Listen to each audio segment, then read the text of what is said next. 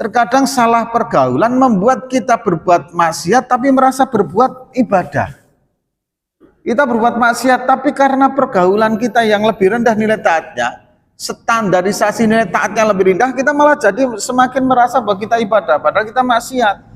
Ketika ada maling ayam ketemu dengan maling kambing, ketemu dengan maling sapi, kan itu Pak ya. Kata maling ayam, saya mending yang saya curi itu ayam. Kata maling kambing, ya daripada ini maling kambing, kata si maling ayam. Kata maling kambing, masih mending saya nyuri kambing daripada tetangga saya ini nyuri sapi. Tiga-tiganya nggak sadar kalau tiganya ini maling semua, tapi masih merasa lebih baik lagi gitu loh Pak. Nah ini yang repotnya di situ kalau pergaulan dengan yang nilai taatnya itu lebih rendah daripada kita.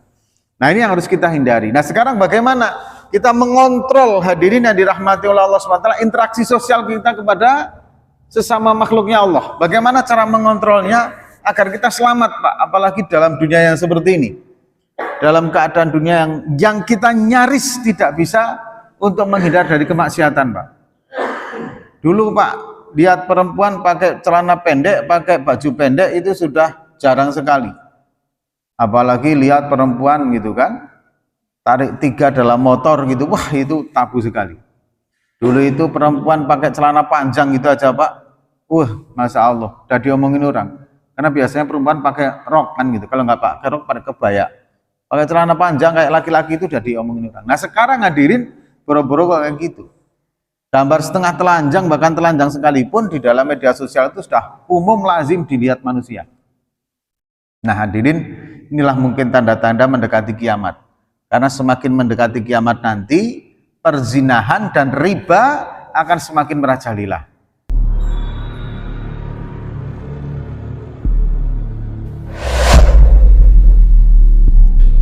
Assalamualaikum warahmatullahi wabarakatuh.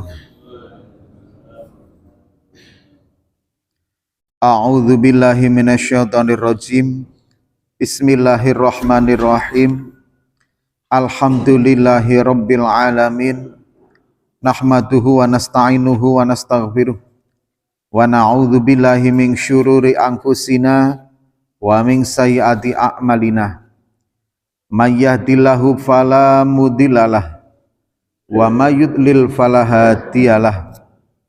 Allahumma sholli wa sallim ala sayyidina Muhammad wa ala alihi wa ashabihi wa man tabi'ahum bi ihsanin ila yaumidin, amma ba'd.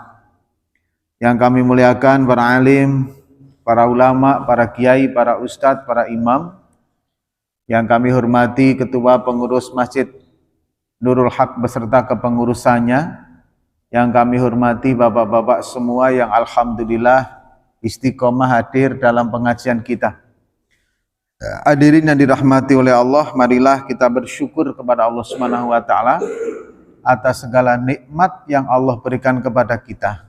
Maka untuk itu mari kita memuji kepadanya dengan mengucapkan Alhamdulillahirabbil alamin. Salam dan salawat mari kita haturkan kepada junjungan kita Nabi Agung Muhammad sallallahu alaihi wasallam.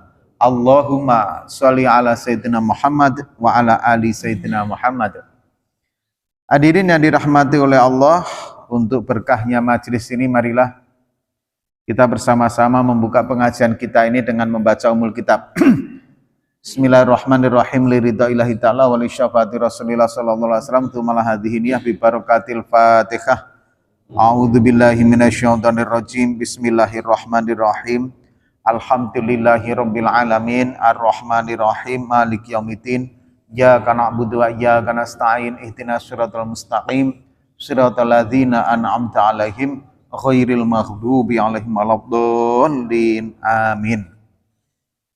Baik hadirin yang dirahmati oleh Allah, pada pertemuan pekan yang lalu kita sudah membahas tentang bagaimana kondisi kita dan kemampuan kita pengendalian diri ketika berinteraksi, berhubungan dengan makhluknya Allah Subhanahu wa ta'ala.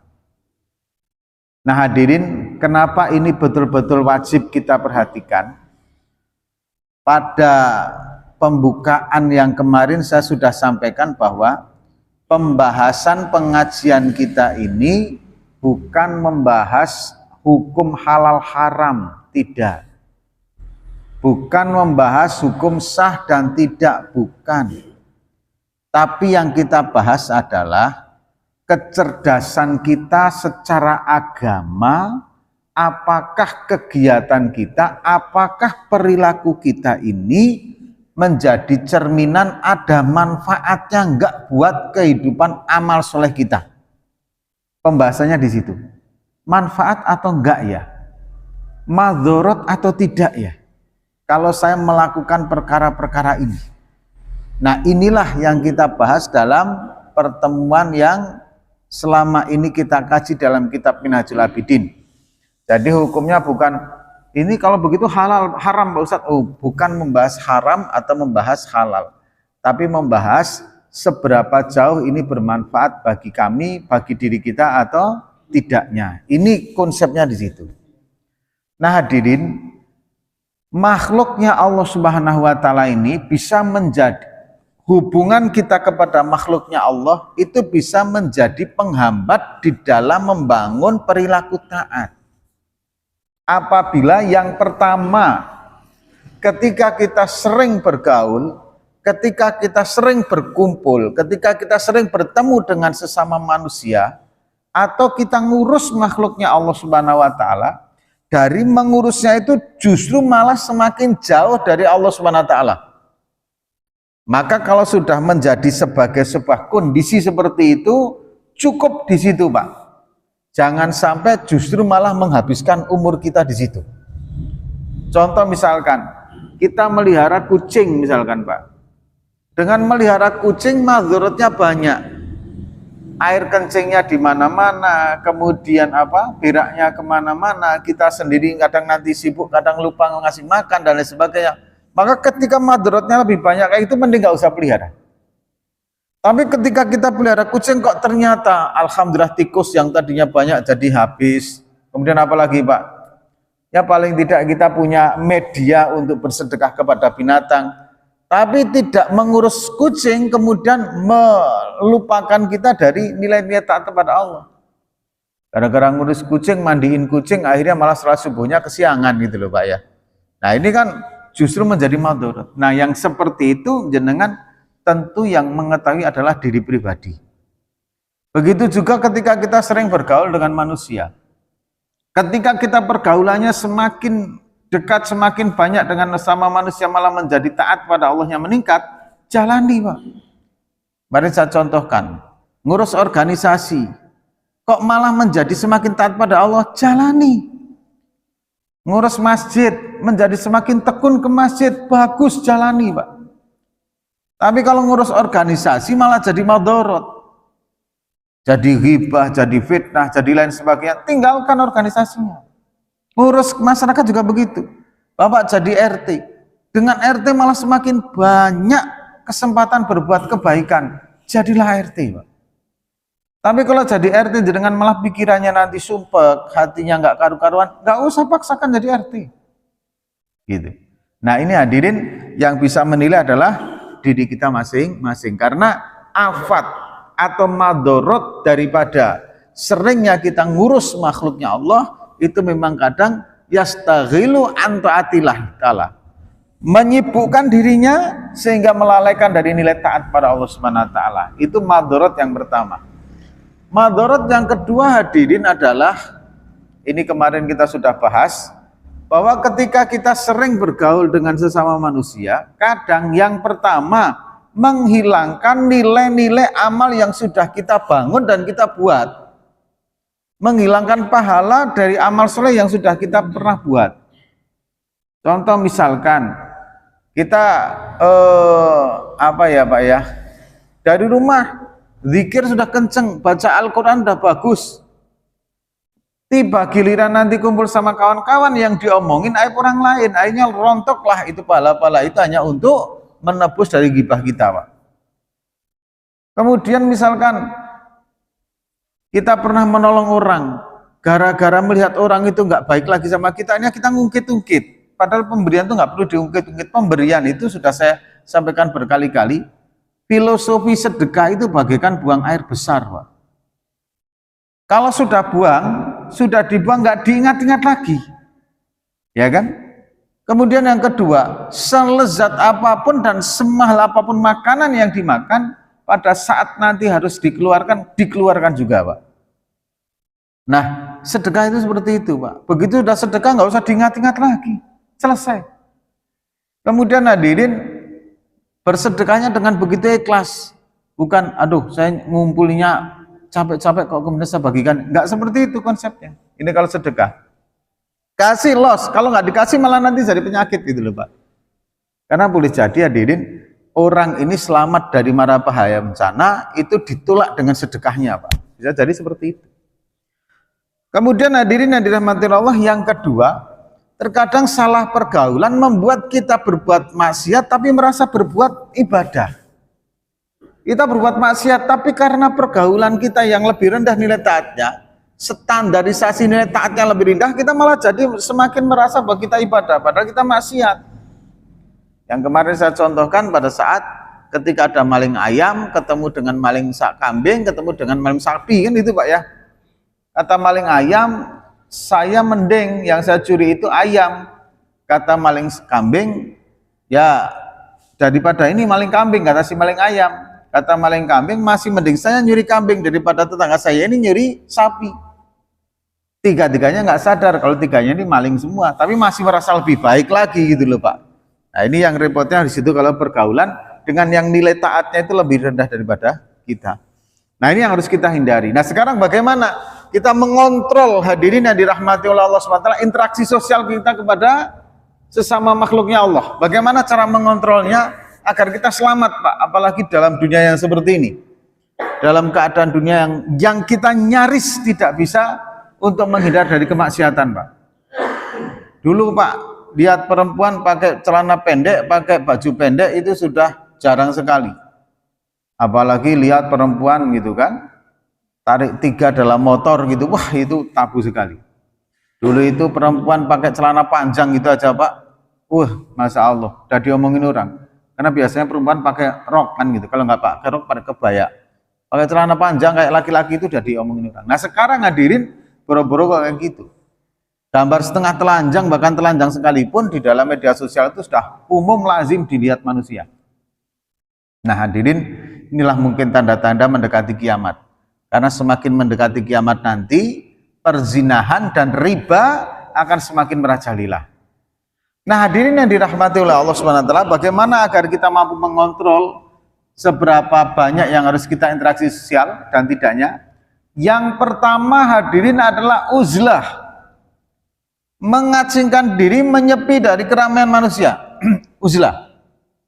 Pokoknya menghindari ketemu, menghindari berinteraksi, menghindari untuk selalu bercengkerama, berkomunikasi dengan sesama manusia. Nah, kalau sekarang bagaimana uzlahnya? Apakah perlu di tempat yang terpencil, Pak? Kalau dulu uzlah itu ada seorang ingin uzlah gitu, dia cari tempat, entah di puncak bukit, kemudian dia buat rumah di situ, sudah nggak interaksi sama sekali, Pak. Nah, kalau sekarang hadirin kita nggak memungkinkan untuk uzlah seperti itu. Maka uzlah yang terbaik sekarang ini tempatnya adalah masjid, tempatnya adalah surau, tempatnya adalah musola, itu yang terbaik. Maka hadirin yang dirahmati oleh Allah, mengingat umur kita ini yang ada nilai tapal batasnya, dan kapan akhir umur kita ini akan selesai kita nggak pernah tahu. Maka ketika masih diberikan umur yang panjang ini, ayo Pak, durasi di masjidnya agar kita selamat dari fitnah-fitnah pergaulan ini hadirin ditambahin gitu loh, Pak. Kalau biasanya cuma sholat wajibnya saja, Pak, habis itu pulang, ayo tambahin zikir. Kalau nanti sudah tambahin zikir, tambahin majelis taklimnya, duduk di majelis taklimnya. Pokoknya semakin memperbanyak durasi kita ketika berada di dalam masjid-masjidnya Allah. Intinya di situ, Pak. Tanpa harus meninggalkan kegiatan mencari nafkah, kegiatan yang lain-lain. Tapi setidaknya hati itu selalu berada di masjid-masjidnya Allah SWT. Ini langkah yang paling mudah dan paling efektif, Pak. Uzlah masuk ke masjid. Dalam satu hari ini, Pak, Alhamdulillah subuh ini kita sudah berada di masjid, diteruskan dengan majelis taklim. Ya kan? Maka nanti sampai siang, sampai selesai pengajian kita. Sekarang ini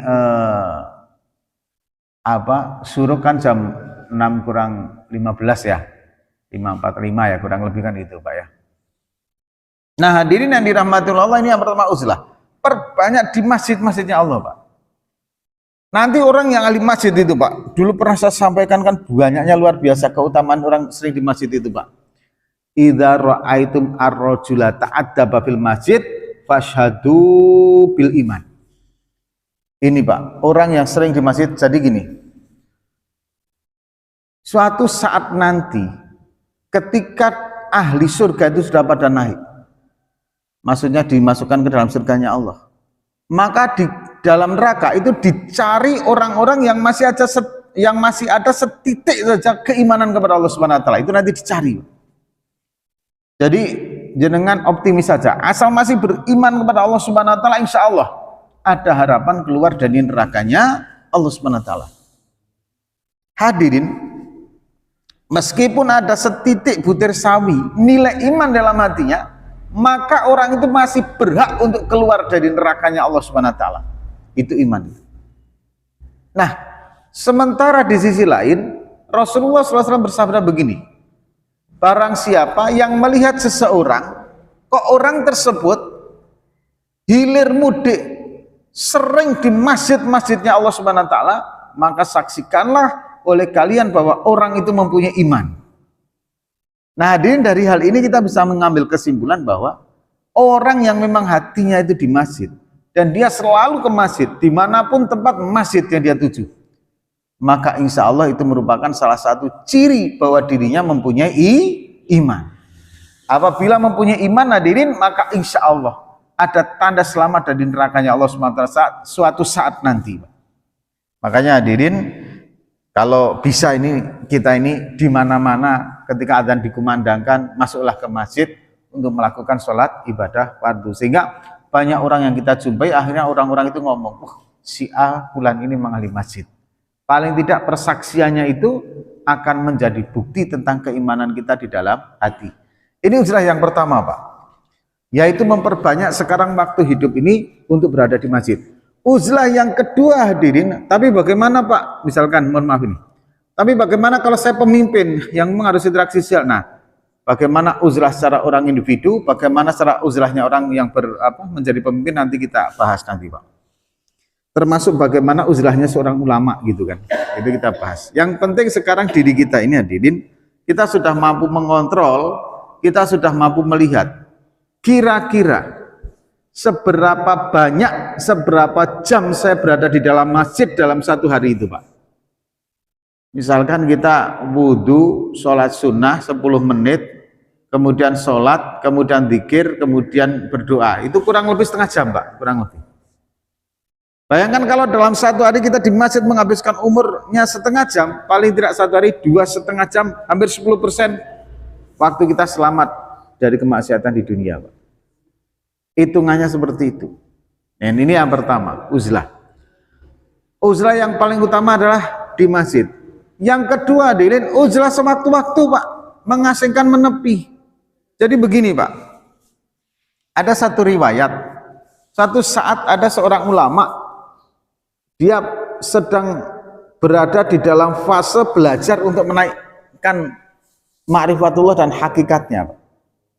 Nah, dia bersama-sama teman-teman, dia hadir belajar panah, padahal panah itu olahraga yang disunahkan oleh Rasulullah SAW. Belajar mana? Ini bapak belajar manahnya saja sudah dapat pahala, karena di situ, hadirin, ada unsur menghidupkan sunnah Rasul. Tapi bapak tadi setelah beberapa saat dia minggir, kalau jadi kumpul, pergi, Pak.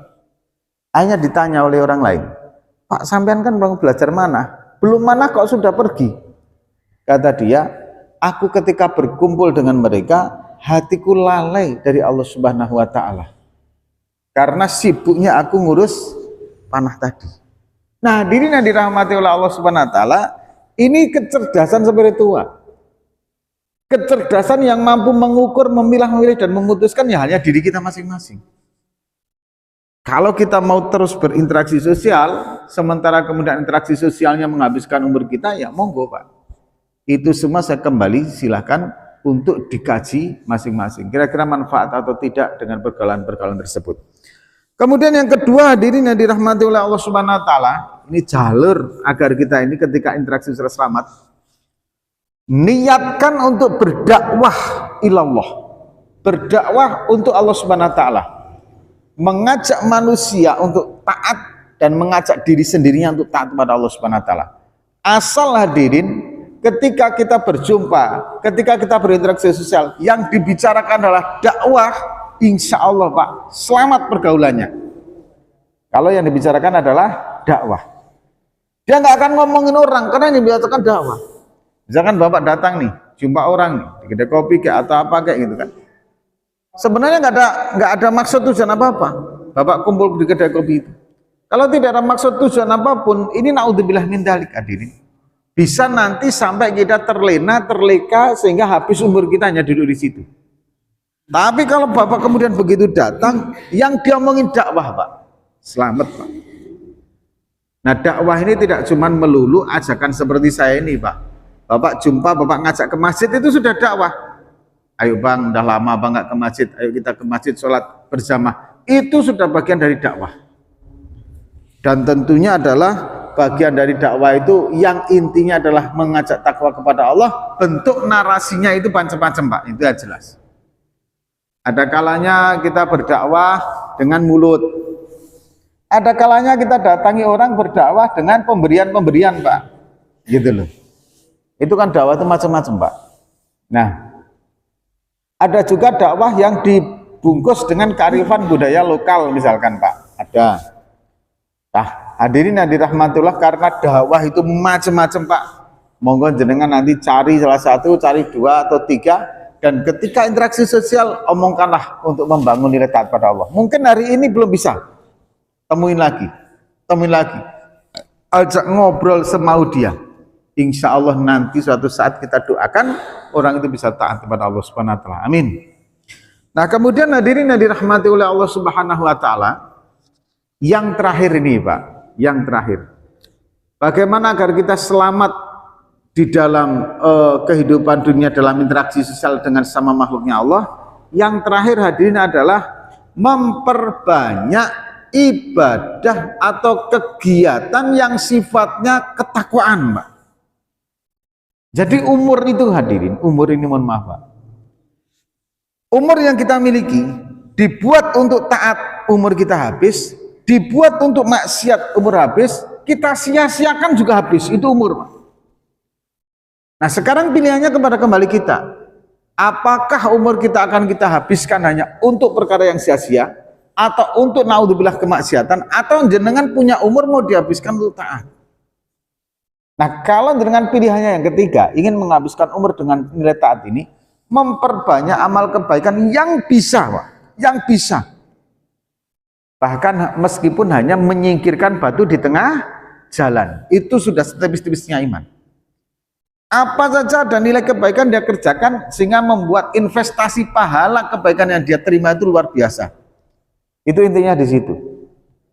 Ini ya hadirin yang dirahmati oleh Allah, langkah ketiga agar kita selamat dari fitnahnya dunia, selamat dari fitnahnya mengurus makhluk-makhluknya Allah Subhanahu wa taala yang lain. Yang pertama hadirin, ayo kita betul-betul mulai sayang betul dengan umur kita. Karena waktu terus berjalan, bukan memperpanjang usia tapi memendekkan usia Pak. Dan suatu saat nanti Israel akan mendatangi kita. Maka untuk itu hadirin yang dirahmati Allah, yang pertama ayo kita mulai menggunakan kecerdasan spiritual kita.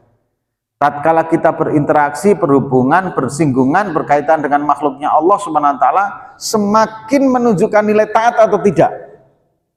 Kalau semakin menunjukkan nilai taat, semakin menunjukkan nilai amal soleh baik, naik, maka hadirin, ayo kita teman, kita kumpuli hal itu. Tapi kalau ternyata hanya menimbulkan madarat, ya monggo, dengan introspeksi diri.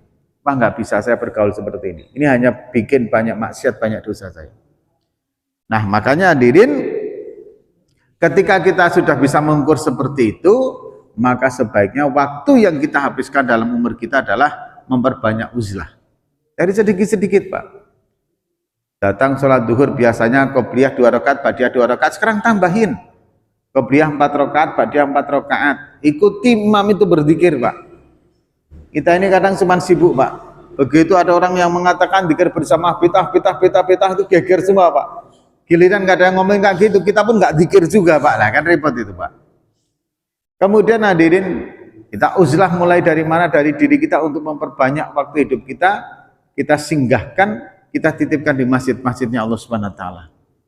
Nah, kemudian hadirin yang dirahmati oleh Allah Subhanahu wa taala, yang kedua adalah interaksi sosial itu, kalaulah kita memang harus interaksi sosial, perbanyaklah dakwahnya Pak. Dakwah ilallahnya.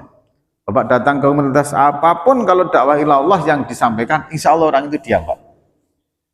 Nah kemudian hadirin yang dirahmati oleh Allah Subhanahu wa taala, karena waktu juga mepet sekali umur kita ini, mari kita betul-betul fokuskan, kita perbanyak betul amaliyah soleh kita, agar nanti ketika kita setelah menghadapi alam dunia ini hadirin, tidak ada penyesalan karena amaliyah yang kita bawa adalah amaliyah yang banyak. Amin ya rabbal alamin. Demikian yang bisa kami sampaikan. Ada penanya dari Allah Subhanahu wa taala, dan selebihnya kami mohon maaf yang sebesar-besarnya. Kita tutup dengan doa kubur majlis. Subhanakallahumma wa bihamdika asyhadu an la ilaha illa anta astaghfiruka wa atubu ilaik. Wassalamualaikum warahmatullahi wabarakatuh.